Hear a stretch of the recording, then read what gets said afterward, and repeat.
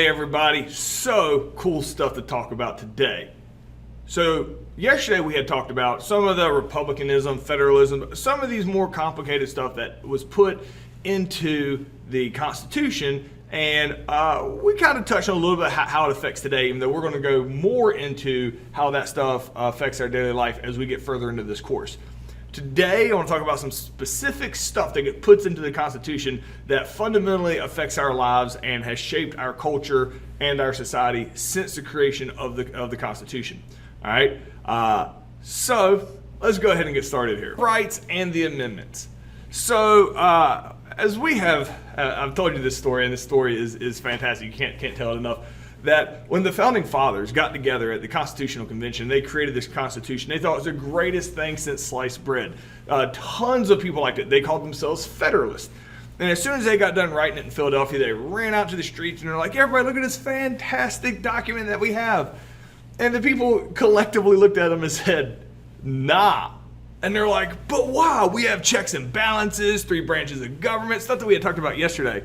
And they immediately sit there and say, okay, that's great and all, but what about the individual rights in there? There's nothing about individual rights inside the Constitution. The government is way too strong, and we are not, the people, protected from the government. And they're like, that's not true. It's right. It's right. Ooh, you're right. 1 second. They run back, they all meet together again, and they make 10 changes to the Constitution called amendments. If you change it, it's called an amendment. They make 10 changes to the Constitution, and then they come out and they present it to the people, and the people at that point will agree to it, and it is our current Constitution still to this day. However, since they had to make changes to the original document, it's called an amendment. 10 of those amendments, which we're going to start talking about today, are collectively referred to as the Bill of Rights. So the Bill of Rights are the first 10 amendments on the Constitution. All right, they are all designed to give people rights, basically protecting people from the government. That was the entire purpose of it. Some of these you may be familiar with, even the ones that you are familiar with that we're going to start talking about today. The reasons they get put in there, some of y'all may know exactly why they were put in there. So, but this is in civics classes when to clarify what the amendments are, what they do, and why they were put in there. So the first 10 amendments get their own random name. They're called the Bill of Rights. So once the Constitution was accepted, it already had the Bill of Rights in it. Even though they had to change the original document before people would accept it, so they're called amendments. The Constitution was never accepted without these in it, and it's very, very important. So the Bill of Rights is the name for the first 10 amendments, and it's the Bill of Rights. Who gets rights? The people. The people are getting the rights. So the first amendment, the first change, so they sit down, it almost seems like, because there's only 10 of them at the time when they come out, that it's like the most important ones. Number one, the First Amendment, all right, is collectively referred to as the freedom of expression. All right, the reason it's called that is because the amendment allows for the freedom of speech, press, religion, petition, and assembly. Now, that might seem relatively boring, but it is really, really important, and it's why it's the first thing that they put into the Bill of Rights. All right, so the 10 amendments. This is Amendment 1, the First Amendment. It says, the actual wording is, Congress shall make no law respecting an establishment of religion or prohibiting the free exercise thereof, or abridging the freedom of speech or of the press or the right of the people peacefully to assemble and to petition the government for redress of grievances. So you're like, oh, that's a bunch of words. I don't really know what that means or care. Well, you should. One of the first parts of this is the freedom of religion. What this says is almost like a rule for the government, that they can't pick as one religion is better than the other.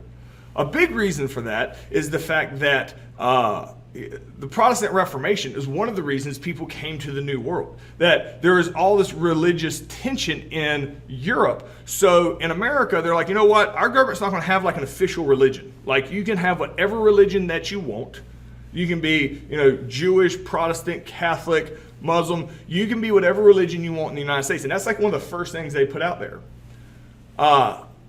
They also, the freedom of assembly. You can show up and petition your representative. You can write them. They want to make sure that you have the right as a person to contact who your representative is, and you can't be in trouble for that. All right. Freedom of speech. All right. Freedom of speech means you can talk trash about the government, and you can't go to jail for it.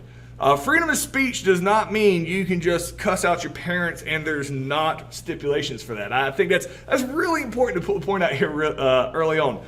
These amendments are how the public interacts with the federal government, because people are really afraid of having a strong central government like England had and King George. So a lot of these amendments are pretty much things that weren't allowed in England. So the freedom of speech basically says you can say whatever you want to the government, and there's not going to be repercussions. Now, as we get further in this course, we're going to talk about at a certain point, like, can you threaten to murder everybody? Like, is that legal? And so while it's in the Constitution, the Supreme Court, the judicial branch, will interpret what this actually means and how it's put in place. But in theory, you can say whatever you want to the government, and you're not going to be arrested for it. In a place of private employment, like if you work at McDonald's, you're like, and everybody walks in and you're like, McDonald's is awful. McDonald's can still fire you because that's a private company. All right, that doesn't have anything to do with the federal government. So freedom of speech doesn't mean you can just say whatever you want whenever you want. It just means that the federal government ain't going to come after you for it, in theory. And we'll talk about the different situations of that. One of the ones I like is the freedom of the press. So the trial of John Peter Zenger. This was the one, if you remember, that this guy was talking trash about the governor, all right, back in colonial times, and got put on trial because he was talking trash. Nothing he said was fake. But the politicians got upset because this guy, John Peter Zenger, was talking trash about him in the press. This is the First Amendment to the Constitution, which is the freedom of expression, that First Amendment. It's the freedom of the press. You can say whatever you want in the newspapers. Now, the stipulations is it has to be true. You can't just make stuff up, or you can still get in trouble. But you can say whatever you want in the newspaper as long as it's true, especially about the government. And that's what it's specifically talking about, is the government. So the First Amendment is basically saying the government works for you. All right, you don't work for the government.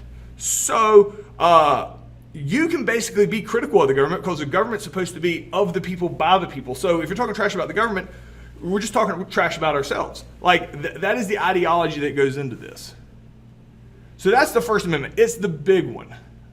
The next are Amendments 2, 3, and 4. All right, the Second Amendment. What is the Second Amendment? Guns, right to bear arms. I joke is some show where anywho, not gonna go off. Tell you a story of a random show I saw. That would be a waste of everybody's time. Anywho, so the Second Amendment, the wording of it, and it's a little amendment. It says a well-regulated militia being necessary for the security of a free state, the right of the people to keep and bear arms shall not be infringed.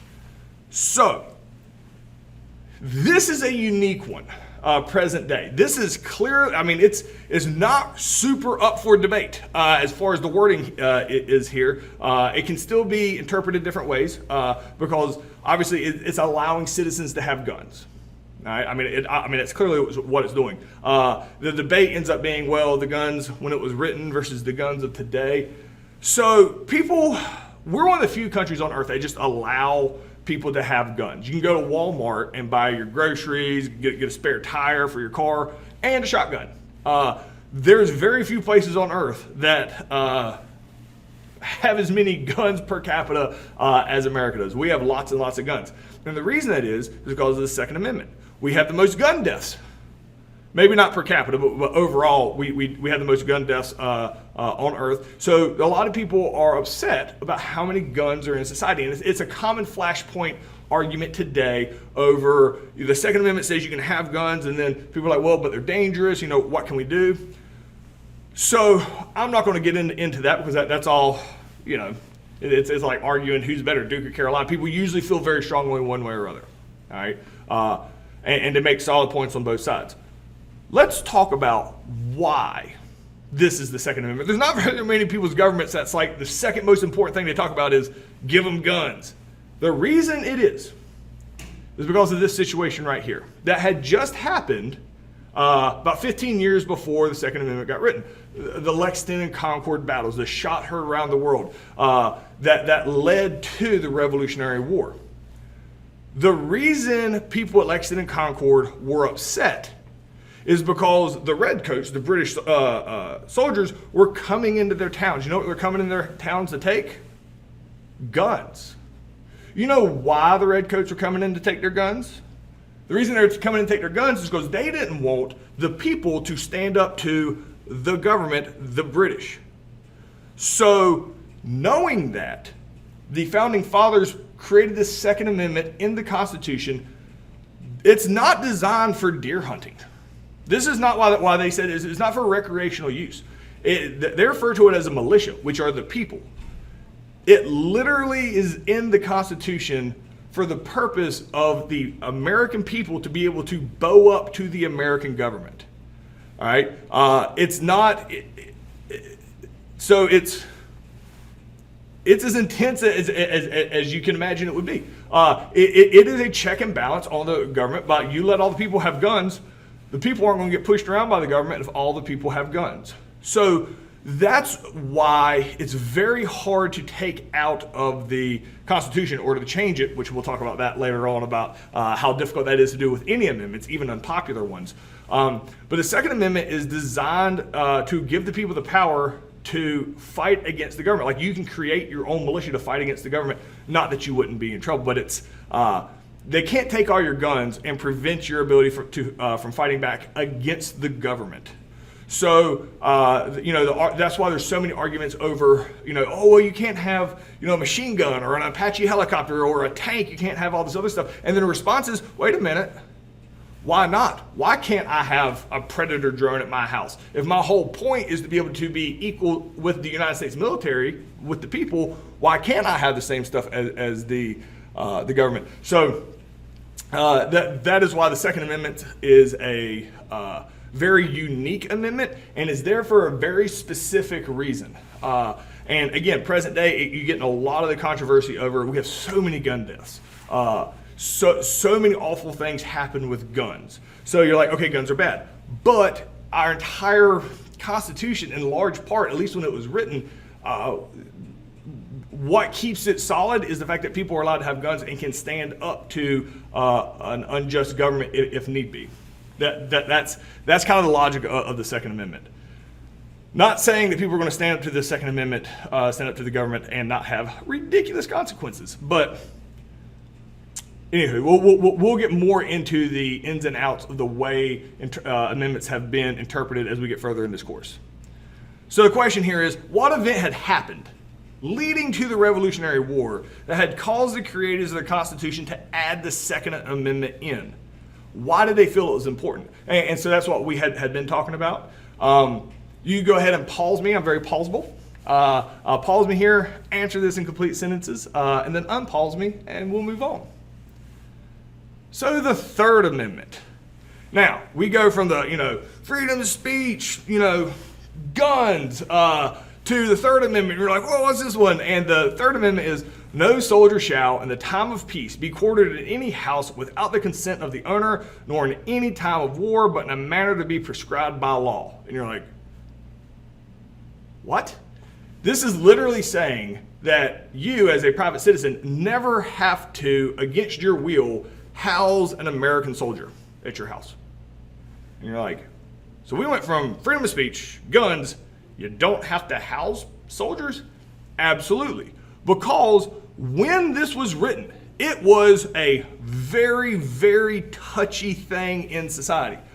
Because we had just come from the Revolutionary War. All these redcoats had come from England over to America.